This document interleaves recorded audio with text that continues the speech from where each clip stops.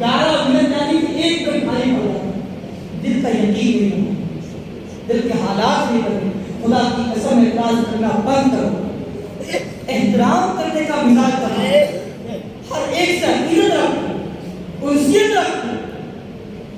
محلے میں بڑے دین کے کام کو ان سے عقیدت ہو، ائمہ ہو مسجد کو ان سے عقیدت ہو، تعلق ہو ہمارا جو دین کے سمجھنے والے ہیں ان سے تعلق ہو. ہماری رہبری وہ کریں گے. ایک کسان ہے، پہلی بار کاشتکاری کر رہا، اس کے حصے میں زمین پہلی بار آئی، اس سے پہلے اس کے بڑے بھائی کرتے تھے. اب چھوٹا بھائی زمین کے بونے سے 2 مہینے پہلے لوگوں سے پوچھتا پڑے گا کہ زمین کیسے بوتی ہے، کتنا کھاد ڈالنا ہے، کتنا بیج ڈالنا ہے، کیسے بونا ہے. بغیر پوچھے دسیوں سے پوچھے گا، تسلی نہیں ہوگی اسے، کیونکہ پہلی بار ہو رہا ہے، پہلی بار رابطہ کر رہا ہے.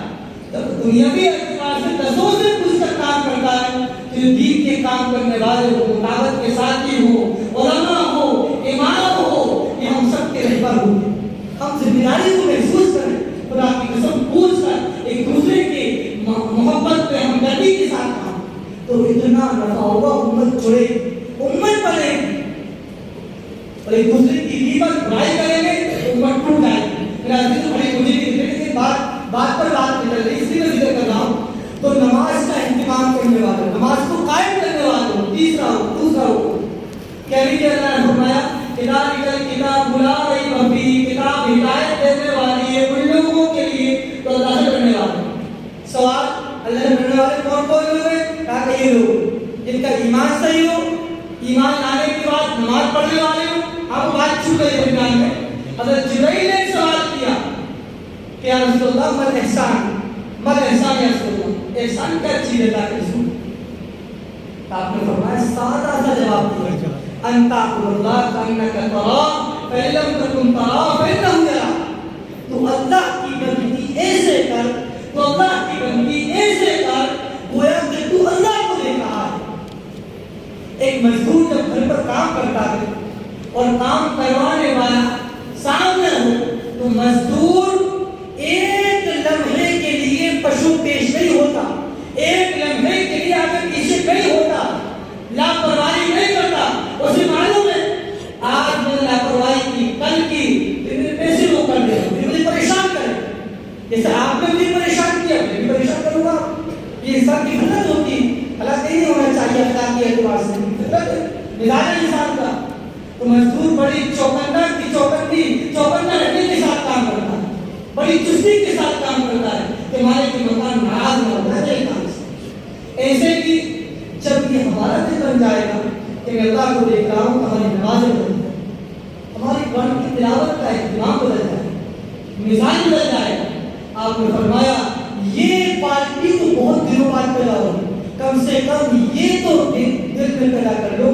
اگر یہ نہ ہو سکے کہ میں اللہ کو دیکھ رہا ہوں، یہ تو بڑے بزرگوں کا، ولیوں کا کام ہے. یہ کیفیت پیدا کرنا، کم سے کم یہ تو کر لیں کہ میرا رب مجھے دیکھا، اللہ اکبر کہہ کے میرا رب مجھے دیکھا. ہاتھ کہاں تک اٹھانا ہے، کیسے اٹھانا ہے، کیسے باندھنا ہے، طریقہ کیا ہے نماز کا، پھر کیا پڑھنا ہے، کیسے پڑھنا ہے. میرا عزیزو، نماز کا وضو جو کرتے ہیں، اگر وضو شریعت کے خلاف ہو، اگر وضو سنت کے خلاف ہو، اگر وضو میں مستحبات کی رعایت نہ ہو، اگر وضو میں دنیاوی باتیں ہو، تو خدا کی قسم اس کا اثر نماز پر ہوتا ہے. نماز میں دھیان مکتی نہیں ہے.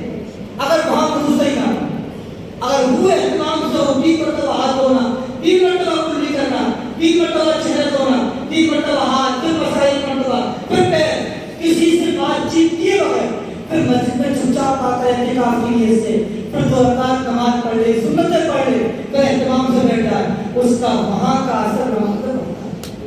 آپ اس کا تجربہ کر کے دیکھ سکتے ہیں.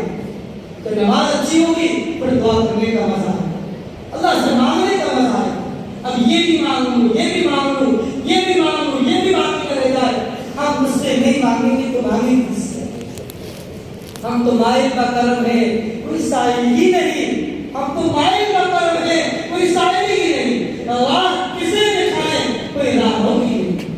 ہم تو مائل ہے، جھک رہے ہیں، آوازیں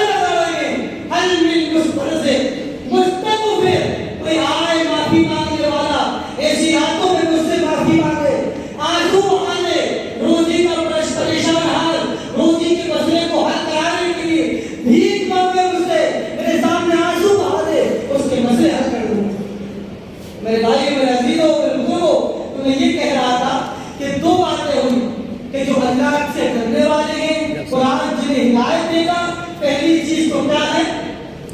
پہلی چیز تو ایمان میں ہے، دوسری چیز نماز کا اہتمام کرنا، اور تیسری چیز وَمِنَّا رَزَقْنَاهُمْ يُنْفِقُونَ، جو اللہ نے ہمیں عطا کیا ہے اس میں سے کچھ خرچ کرنا۔ یہ تقوی کی سی بات، یا کہ کہیں اور میں مناسبت سے پڑھی تو ذہن کا پورے قرآن میں کہیں پر بھی اللہ نے یہ نہیں کہا کہ تم پورا مال میرے نام پر خرچ کرو، بلکہ ایک جگہ پر تو اللہ کے نبی کو منع کیا تھا وَلَا تَجْعَلْ يَدَكَ مَغْلُولَةً إِلَىٰ عُنُقِكَ وَلَا تَبْسُطْهَا كُلَّ الْبَسْطِ، آپ اپنے ہاتھ کو اپنی گردن کے ساتھ نہ باندھیں، آپ پورا کا پورا نہ لوٹا دیں، اور نہ پھر آپ ملوک محفوظ ہو کر بیٹھے رہے۔ قرآن میں منع، پورے قرآن میں علماء کی تحقیق گئی، حضرت استاد سعید صاحب رحمۃ اللہ علیہ، مولانا کانپور مولانا عمر صاحب کانپور رحمۃ اللہ علیہ، ان سے مسائل پوچھا کرتے تھے، مولانا سعید صاحب کانپور رحمۃ اللہ علیہ بڑے درجے کے بزرگ دارالعلوم کے شیخ الحدیث تھے۔ مولانا عمر صاحب کہتے تھے کہ جو مسئلہ میں مفتی سعید صاحب رحمۃ اللہ سے پوچھ لیتا ہوں بڑے مجمع میں بیان کرنے سے میں نہیں ڈرتا، اتنا تحقیقی اتنا پختگی کا علم آپ کے پاس نہیں۔ آپ کہتے ہیں کہ میری تحقیق ہے، میں نے پوری آیات پر غور کیا ہے کہ پوری آیات کہیں پر بھی اللہ نے پورے خرچ کرنے کا حکم نہیں دیا، ورنہ جان دی ہوئی اسی کی تھی، جان دی ہوئی اسی کی تھی، حق تو یہ ہے کہ حق ادا نہ ہو سکے، جان اسی نے دی، جان دی ہوئی اسی کی تھی، حق تو یہ ہے کہ ہم سے حق ادا نہ ہو سکے۔ تقاضا دیتا ہے پورا کا پورا خرچ کرتے، لیکن نہیں زکات کے لیے کچھ خرچ کرتے، اسی کو بولتے ہیں زکات۔ اب سمجھو میری بات، میرا عزیز بات ہو رہی ہے لیکن معافی چاہتا ہوں، میں بات پر کبھی موقع ملتا ہے۔ دوسرے پارے میں بات سنی ہوگی آپ نے جس میں ابواب بر کا بیان کیا کہ نیکی کے کام یہ ہیں ایسا کرنا تولوا وجوہکم قبل المشرق والمغرب ولکن البر من آمن باللہ، کہ نیکی صرف یہ نہیں ہے کہ تم اپنا چہرہ مشرق مغرب کی طرف کر لو، لیکن نیکی تو یہ ہے من آمن باللہ والیوم الآخر والملائکہ والکتاب والنبیین۔ اصل نیکی تو یہ ہے اللہ کی ذات کو ماننا، والیوم الآخر آخرت پر ایمان لاتا، والملائکہ اور فرشتوں کو نورانی مخلوق گناہوں سے معصوم مانتا، والکتاب ساری کتابوں کو مانتا جتنی آسمانی کتابیں ہیں، والنبیین جتنے نبی دنیا میں آئے ہیں سارے نبیوں کو مانتا۔ اور آخری نبی کون سے ہیں؟ آخری نبی کون سے میرے والے؟ حضرت محمد صلی اللہ علیہ وسلم آخری رسول، آخری نبی، یہاں پہ کہا ہے کوئی نبی نہیں، کوئی رسول نہیں، حضرت عیسیٰ بھی آپ کی امتی بن کر آئے۔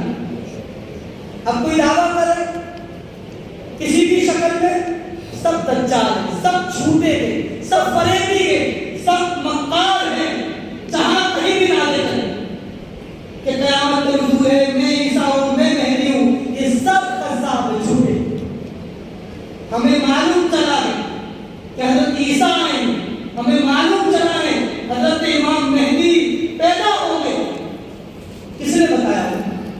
اللہ کی نبی نے بتایا۔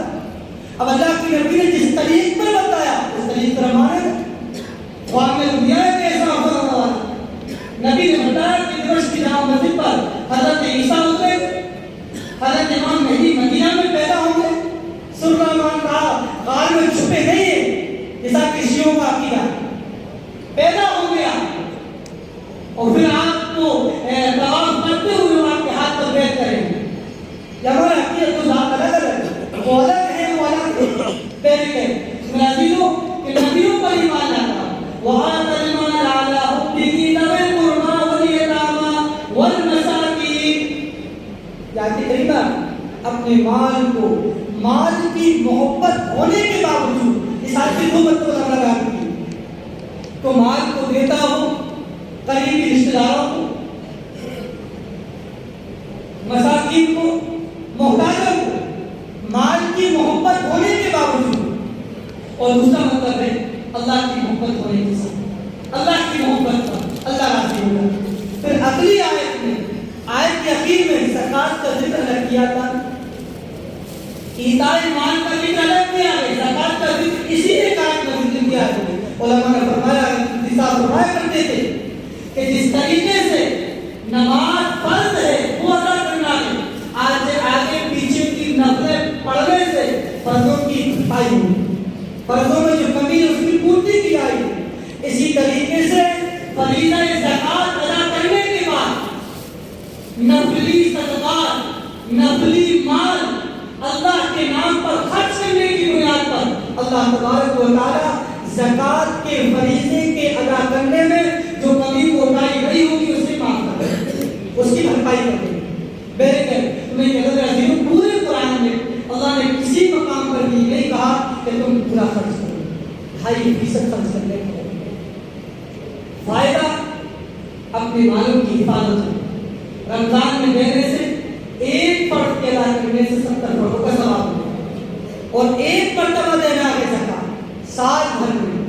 بیچ میں آپ کے پاس 50 لاکھ کے مالک ہو گئے، 10 لاکھ کے مالک ہو گئے، زکوٰۃ رمضان میں دیتے ہو 5 لاکھ، اب آپ 5 لاکھ کی زکوٰۃ دیں گے، وہ سب گئے، اس کی زکوٰۃ کتنی آسانی۔ ایک انسان کے پاس بہت سارا مال تھا رمضان سے پہلے، یکایک رمضان میں زکوٰۃ دیتا اور پورا مال ختم ہو گیا، بالکل کنگال ہو گیا، بالکل مال نہیں بچا، اس پر کوئی زکوٰۃ نہیں۔ اتنا آسان سا پروسیس ہے۔ اس لیے میرا عزیزو، زکوٰۃ 3 طرح کے مالوں پر آتی ہے۔ زیادہ تر یہی دن بھر کے کام کرنے والے یا بزنس کرنے والے افراد ہیں، باقی گلوں پر وہ اپنی جگہ پر ہے، بھیڑ بکریوں پر بھی آتی ہے، گایوں پر بھی آتی ہے، وہ اپنی جگہ پر 3 طرح کے مال عام طور پر شہری زندگیوں کے ساتھ وابستہ ہے۔ ایک سونا چاندی، سونا ایک چاندی اور کیش رقم، نقد پیسوں کو سونا چاندی کے ساتھ ملایا جاتا ہے۔ تو یہ 2 چیزیں ہوں۔ تیسری چیز تجارت کا مال، آسان سا مسئلہ بیان کروں کہ ہمارا خرید ادا ہو جائے، ہماری زکوٰۃ ادا ہو جائے۔ تو 3 طرح کے مال، کسی انسان کے پاس 612 گرام چاندی، اللہ کے نبی کے زمانے میں دراہم چلتے تھے، اس لیے 200 دراہم کا معاملہ تھا۔ ہمارے بزرگوں کے زمانے میں تولے کا رواج زیادہ تھا، اس لیے تولے کی بنیاد پر 52.5 تولہ چاندی کہتے تھے، 52.5 تولہ چاندی تولے کا رواج زیادہ تھا۔ ہمارے زمانے میں گرام کا رواج زیادہ ہے، اسی دور حاضر کے علماء نے گرام سے اس کا حساب کیا تو 52.5 تولہ چاندی کا دور حاضر کے گرام کے اعتبار سے 612 گرام اور 480 ملی گرام چاندی جس کے پاس ہوگی اس پر زکوٰۃ فرض ہے۔ یہ بات استعمال کرے نہیں کرے، گھر پہ پڑے ہوں، گودریج میں رکھے ہوں، کہیں پر بھی رکھے ہوں، زکوٰۃ اس پر ہے۔ اب کسی کے پاس چاندی بالکل نہیں ہے، سونا اس کے پاس 87 گرام یعنی کہ 87 گرام اور 360 ملی گرام سونا اگر کسی کے پاس ہو زکوٰۃ آئے۔ اب کسی کے پاس سونا بھی کم ہے، چاندی بھی کم ہے، نہ 612 گرام چاندی ہے نہ 87 گرام سونا ہے، دونوں کم ہیں، دونوں اپنے مقدار کو، اپنے نصاب کو نہیں پہنچ پائے، دونوں کو ملائیں، دونوں کا اختلاف کریں، ملانے کے بعد دونوں کی مارکیٹ میں 612 گرام چاندی کے برابر پہنچا، یعنی دونوں کو ملا کر اگر مارکیٹ میں بیچے تو 612 گرام چاندی کے برابر بک جائیں تو زکوٰۃ دونوں پہ ملا کر آئے گی۔ سمجھ رہے ہیں میری بات؟ اور اگر کسی کے پاس تیز سونا بھی بہت کم، چاندی بھی بہت کم، پیسوں کو ملایا اس کے ساتھ تو تقریباً آس پاس مارکیٹ میں گھٹا بڑھتا رہتا ہے، ہر دن اوپر نیچے ہوتا رہتا ہے، تو آپ 35,000 مان لیں، 35,000 روپے جس کے پاس ہو، سونا چاندی بالکل نہ ہو، جس سے 612 گرام چاندی خرید سکتا ہو، ان پیسوں پر زکوٰۃ ہے۔ تینوں کو ملائے اس ریٹ کے اور پہنچ جائے، زکوٰۃ اس پر ہے۔ قرضہ ہے تو قرضے کو ختم کر دے۔ مثال کے طور پر کسی کے پاس زیورات ہیں 1 لاکھ روپے، کیش بھی ہے اس کے پاس، تینوں 1 لاکھ کا معاملہ ہو، 70,000 روپے کے زیورات، 30,000 روپے کیش اس کے پاس، 1 لاکھ روپے کا مالک ہوگا، اس کے سر پر قرضہ ہے 50,000 روپے۔ اب زکات کتنے کی دے گا؟ خدا کی قسم قربان جائے شریعت مطہرہ کے اصولوں پر، قوانین پر، احکام نبویہ پر، طریقہ نبویہ پر کتنی آسان۔ کیا آپ کو یہ نہیں کہا گیا کہ آپ قرضے کو ملا کر زکات دیں، قرضہ نکالیں، 50 نکال دو باقی 50 کی زکات، بوجھ نہیں دیا آپ پر قرضے کے ساتھ زکات، اتنا قرضہ ہے 75,000 روپے کا قرضہ ہے، بچے کتنے 25 زکات نہیں آئے۔ تینوں چیزیں مل کر کہ قرضہ پٹانے کے بعد اتنی کم ریٹ پر آ جائے کہ جو 35,000 کے برابر ہوگا زکات دے جائے۔ یہی مسئلہ تجارت کا مال کا ہوتا ہے، دکان میں مال بڑا ہے، پرچون کی دکان ہو، میڈیکل ہو یا کوئی اور چیز کا معاملہ، اس کا مال کتنے کا بھرا ہوا ہے؟ اگر 35,000 روپے کا مال ہے، زکات اوپر جتنا بڑھ رہا ہے کم سے کم اتنی کا ہو، زکات اس پر آئے۔ اب ایک سوال، 2 مہینے پہلے تجارت کا مال، بیچنے کا مال خریدا تھا 2 لاکھ روپے کا، کتنے کا خریدا تھا؟ 3 سال 2 مہینے 3 مہینے پہلے وہ مال دکان کا چاہے ٹائر کا معاملہ ہو یا کسی بھی چیز بیچنے کی چیز ہو، خریدی تھی وہ خریدی تھی 2 لاکھ روپے کی، اور مارکیٹ میں اس کی اس وقت ویلیو ہوئی 3 لاکھ روپے۔ اب زکات 2 کی دیں گے یا 3 کی دیں گے؟ جواب اس کا یہ ہے کہ زکات 3 کی دیں گے۔ مارکیٹ کو اس کی ویلیو کیا ہے؟ آپ نے خریدا تھا سستا زمانہ، اللہ نے اس کو اتنی وسعت دے دی، مارکیٹ کو اس وقت بکے گا تو کتنے کا 3 لاکھ کا، اب آپ کو زکات 3 لاکھ دے گا۔ بہت آسانی آئی، سختی نہیں، فائدہ مال محفوظ رہے گا، خدا کی قسم یہ دنیا میں، اور دوسرا فائدہ عذاب اخروی میں، عذاب خداوندی سے محفوظ رہے گا۔ الذین یکنزون الذهب والفضة ولا ينفقونها في سبيل الله فبشرهم بعذاب أليم۔ صاف کہا ہے یہ سونے چاندی کو خزانہ بنا کر جمع رکھتے ہیں اور اللہ کے نام پر خرچ نہیں کرتے، زکات نہیں دیتے، فبشرهم بعذاب أليم، آپ انہیں دردناک عذاب کی خوشخبری سنا دو۔ کیسا عذاب؟ یوم یحمى علیہا فی نار جہنم، جہنم کی آگ میں تپایا جائے گا، گرم کیا جائے گا، اور سونے چاندی کو فتقطع بها جباہهم وجنوبهم، پیشانیوں کو، پہلوؤں کو داغا جائے گا، داغ لگائے جائیں گے اور کہا جائے گا تان تالا دے کر هذا ما كنزتم، یہی تو وہ خزانہ ہے جسے تم جمع کر دو۔ اس لیے میرا عزیزو اور خدا کی قسم، آپ اگر سب کی دل سے دیں، ایک روایت میرے سامنے آئی، بات جب بھی ہوئی معافی چاہتا ہوں بھائی، کہ ایک روایت میرے سامنے آئی، اگر کسی بندے نے زکات یا کوئی بھی کام اللہ کے نام پر خرچ کیا ہو بدنیتی سے، بری نیت کے ساتھ، پھر کوئی مال کی بڑھوتری کی حیثیت نہیں۔ بدنیتی کیسی؟ اس کی مثال دوں میں آپ کو۔ ایک بدنیتی یہ لوگوں کو دکھاوے کی تھی، دوسری بدنیتی یہ ہے کہ میرا مال 10 گنا بڑھ جائے۔ کیا نیت کی اس نے کہ اللہ کے نام پر دعا تو میرا مال کتنا بڑھے گا؟ تو اس نے کس نیت سے خرچ کیا؟ مال کے بڑھانے کی نیت سے۔ یہ نیت بھی بد ہے۔ اصل نیت رکھو اللہ کو راضی کرنے کی، بڑھ کر ملے گا اس لیے خرچ کرنا ہوگا، اللہ راضی ہوگا، اللہ کا حکم پورا ہوگا، وہ بڑھ کر ملے گا انشاءاللہ، یقیناً ملے گا، یقین کے ساتھ ملے گا، لیکن طریقہ کیوں نہیں ہونا چاہیے۔ اس لیے میرا عزیزو بات بولنا رزقناہم ينفقون، اللہ نے جو ہمیں دیا ہے اس میں سے ہم خرچ کرنے کا مثال ہے۔ پھر آگے جو آسمانی کتاب آئیں ان پر ایمان لائے، پچھلی کتابوں پر، ابھی کی کتابوں پر، وبالآخرۃ ہم یوقنون، اور آخرت کا یقین کامل درجے کا۔ پھر آگے فرمایا اولئک علی ھدی من ربہم، یہی لوگ اپنے رب کی طرف سے ہدایت پر ہیں اور یہی لوگ مفلحون، کامیاب ہونے والے۔ دوسری آیت میں آپ کے سامنے پڑھی تھی مختصر، اللہ کے نبی کو اللہ نے حکم دیا کہ آپ ان کے مالوں کی زکات دیں۔ ان کی زکات دینے سے ان کے دل بھی صاف ہوں گے، مال بھی صاف ہوگا، اور آپ ان کو دعا کرو، دعائیں دو اس لیے ہمیں کسی کو دعا دینے کا اہتمام. آپ نے روایت سنی ہو انسان دنیا سے مر کے چلا جاتا ہے, چند چیزوں کا ثواب اسے ملتا رہتا ہے. صدقہ جاریہ کے نام پر کوئی چیز بنوا دی, مسجد میں ٹھیک لگا دی. میرے اپنے استاد سے میں نے اس کی وضاحت سنی. ایک انسان حدیث میں آتا ہے جس نے اللہ کے لیے گھر بنایا, اللہ تبارک و تعالیٰ اس کے لیے جنت میں گھر بنائے. تو اس کا مطلب یہ نہیں ہے کہ پورا گھر بنائے گا تو ہی محل بنے.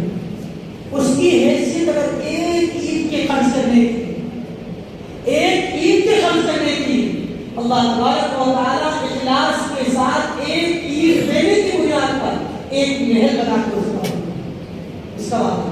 اس تیسری چیز اس میں آخر میں کہ نیک اولاد جو ماں باپ کے مرنے کے بعد ماں باپ کو دعا, اللہ میرے ماں باپ کو معاف کرے, اللہ انہیں مغفرت سے تعمیر ہوگا.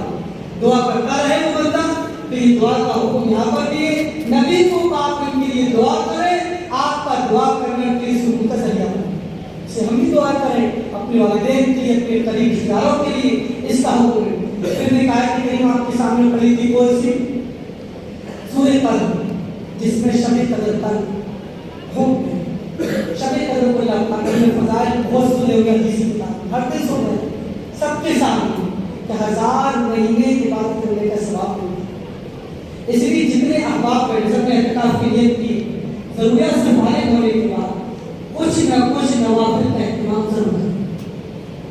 چاہے صلاۃ التسبیح پڑھیں, تہجد کا اہتمام کریں, قضاء عمری کا اہتمام کریں, نوافل کا اہتمام کریں. تھک جائیں استغفار کا اہتمام کریں, گناہوں کی معافی مانگیں, استغفار کریں, درود شریف پڑھیں, پہلا کلمہ پڑھیں, تلاوت قرآن کریں. لیکن میرے بھائیو تب ہمارا جہاں بیٹھنا کامیاب کرنا, اسی میں بات کا اہتمام کریں. آخری بات یہ ہے حدیث میں آپ کے سامنے پڑھی تھی, اس حدیث میں 3 فضائل ہیں.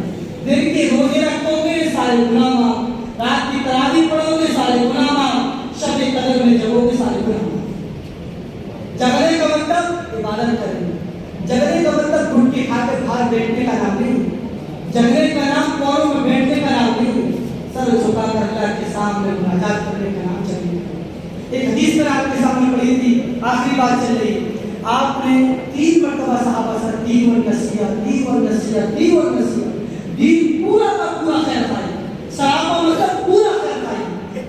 دین خیر خواہ, خیر خواہی کا مطلب ہوتا ہے اچھی سوچ, اچھا سوچنا.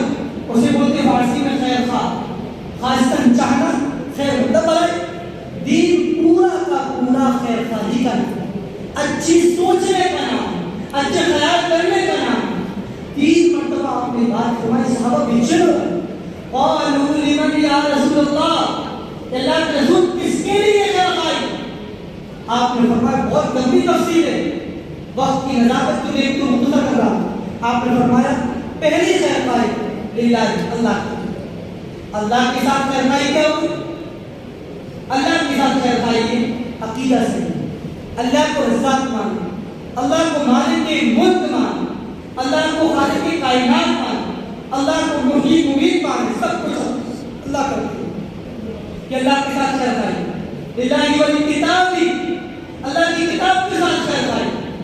صحابہ کو اللہ کے لیے جواب دے رہے ہیں, اللہ کی کتاب میں قرآن مجید کے ساتھ خیر خواہی کیا ہے, اس کا اہتمام, اسے تلاوت کا اہتمام کیا جائے. 12 مہینے گھروں میں اپنی مشغولات کے پڑھنے کا حکم دیا جائے. خدا کی قسم گھر کی شیطانیت, گھر کے تمام وساوس, گھر کی تمام پریشانیاں دور ہوں گی جب گھروں سے قرآن کی تلاوت کی آواز آئے, جب ٹی وی کی آواز آئے, موبائلوں کی واٹس ایپ کی آواز آئے, موبائلوں پر طرح طرح کے ناچ گانوں کی پروگراموں کی آواز آئے. خیر خواہی اور گھر کی برکتیں سکون سب ختم ہو جائیں.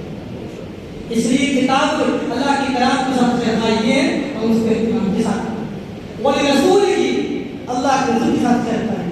کیا رسول اللہ خیر خواہی؟ اللہ کے رسول کا آخری رسول مانے, آپ کی اطاعت کریں, آپ کے طریقے کو اپنائیں.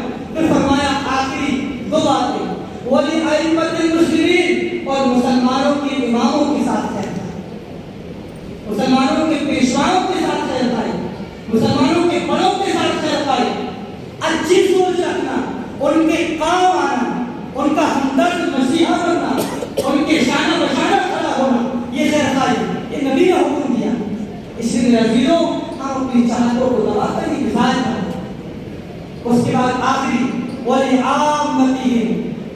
مسلمانوں کے ساتھ چلتا ہے. عام مسلمانوں کا چرچائی کیا ہے؟ ان کو دین کی دعوت دی جائے, ان کو نیک مزاج بنانے کی کوشش کی جائے, مسجد میں لانے کی کوشش کی جائے, ان کو حرام سے بچایا جائے, ان کو سمو لون سے بچایا جائے, حرام لون سے لینے سے بچایا جائے. جس گھر میں سمو لون کا ایک روپا بھی آتا ہے وہ مرد بناؤ ہے, اپنی عورتوں کے لیے روٹی چلاتے ہیں, بیاہ ان کی عزت داؤ پہ لگاتے ہیں. حرام کے پیسے جب گھروں میں آئیں گے خدا کی قسم ظاہر میں نظر آپ کو 10,000 20,000, لیکن گھر کی چین کو ختم کر, گھر کی راحتیں ختم ہو جائیں گی, گھر کی فرحتیں ختم ہو جائیں گی, گھر کی مسرتیں ختم ہو جائیں گی. اس لیے لون لینے سے اپنے آپ کو بچاؤ, تھوڑے پر اکتفا کرو, تھوڑے پر بچے رکھو.